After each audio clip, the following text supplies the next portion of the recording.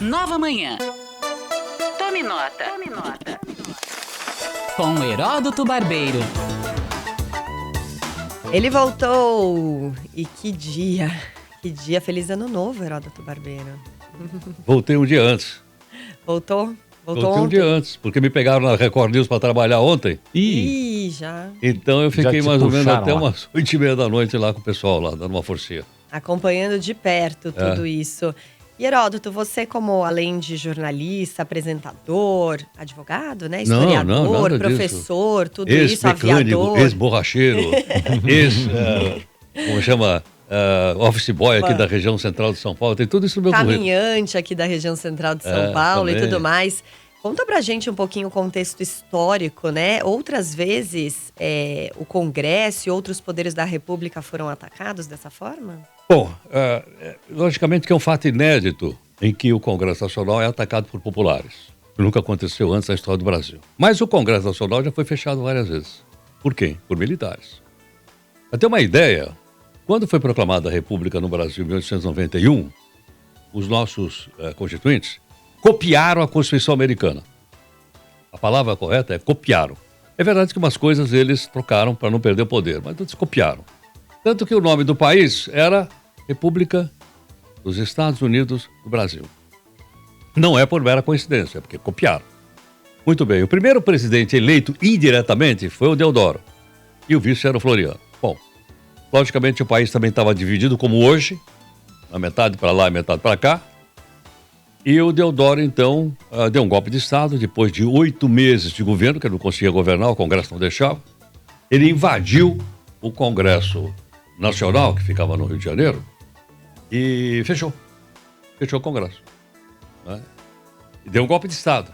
Então essa foi a primeira vez. A segunda vez que isso aconteceu foi em 1930, quando o Vargas subiu no poder. Mesma coisa. Houve um início, um processo revolucionário, outros dizem que foi um golpe de Estado, né? Os dois historiadores fecharam o Congresso Nacional. Bom, aí teve aquela confusão toda, voltou a democracia. Em 1937, o Vargas deu o golpe e implantou uma ditadura chamada Estado Novo, que perdurou até 1945. Fechou o Congresso. Aí o Congresso, quando abriu? Só em 1945. Depois disso, o Congresso foi fechado depois do golpe de 64. No golpe, ele não foi fechado. Após o golpe, ele foi fechado 2 vezes. Então, a gente contaria aí umas 5 vezes, eu perdi a conta agora, 4 ou 5 vezes, em que o Congresso Nacional foi fechado, não por iniciativa popular, mas por iniciativa dos militares. Haja vista que durante boa parte da história do Brasil, até recentemente, os militares se constituíam num partido político. Coisa que a gente não pensa nisso, era um partido político, com ideário próprio e tudo mais, e com intervenção direta no governo federal. Isso de 88 para cá não acontece mais. Os militares não são mais um partido político, não estão interferindo, né? E não podem interferir porque a Constituição diz que esse não é o papel dos militares. Mas no passado havia uma confusão do diabo. Então os militares atuavam no governo, derrubavam o governo, botava um, botava outro, foram os militares que fizeram isso. Isso mudou de 88 para cá. Então um fato inédito, que a população, foi populares que invadiram então os 3 poderes da República, ameaçando a democracia brasileira, que é um negócio, como vocês já disseram aí, bastante grave. Mas isso vai ter desdobramento. E tem uma série de coisas para serem explicadas. E a gente vai tentar explicar aí ao longo do dia. Né? Uma delas é o seguinte. Qual é o passaporte que tem o ex-presidente Jair Bolsonaro nos Estados Unidos? Eu estava olhando agora ali a informação da Reuters, que o passaporte dele é A1. A1 é um passaporte que só é dado para presidentes ou chefes de estados que visitam os Estados Unidos. Ele tem o passaporte? Tem. Bom, mas o mandato dele não terminou? Terminou. Mas o passaporte continua valendo. Então ele teria que sofrer lá nos Estados Unidos uma cassação do passaporte. Haja vista que ele está na Flórida, nos Estados Unidos. E a discussão é o seguinte, e aí? Se por acaso ele perder esse passaporte, ele pode ou não ser extraditado? Eu acho que isso é um tema para um professor de direito internacional explicar para a gente. Se ele pode ou não ser extraditado. Se porventura, diz a Reuters também, acabei de apurar isso agora. Se porventura for decretada a prisão dele no Brasil, a Reuters diz que o governo brasileiro pode notificar a Interpol para prendê-lo E qualquer agente federal americano poderia prendê-lo. Agente federal, leia-se FBI. Né?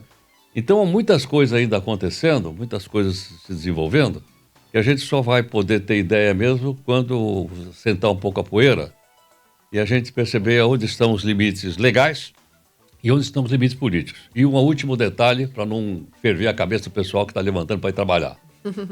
O Congresso vai se reunir hoje. O Congresso tem que aprovar ou não, de acordo com o artigo 34 da Constituição Brasileira, a intervenção federal em Brasília. Tudo indica que vai aprovar. Sim. Mas a Constituição, no artigo 34, diz que o Congresso tem... O Congresso é Câmara e Senado.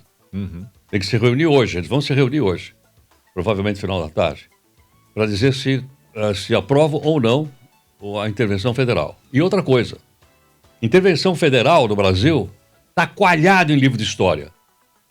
Está cheio. Mais de 88 para cá, não. Só tem uma. Vocês se lembram? No Temer, né?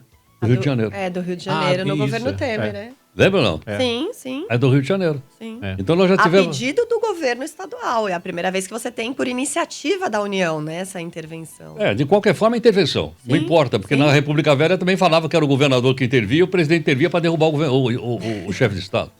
E o interventor foi o Braga Neto, que agora foi vice na chapa do Lula. Bolsonaro. Exatamente. Então nós tivemos, veja só que interessante, depois de 88 tivemos 2 intervenções federais. A primeira no Rio de Janeiro e a segunda agora em Brasília. Então tem muita coisa acontecendo aí que na medida que a gente for envelhecendo, a gente vai compreender melhor.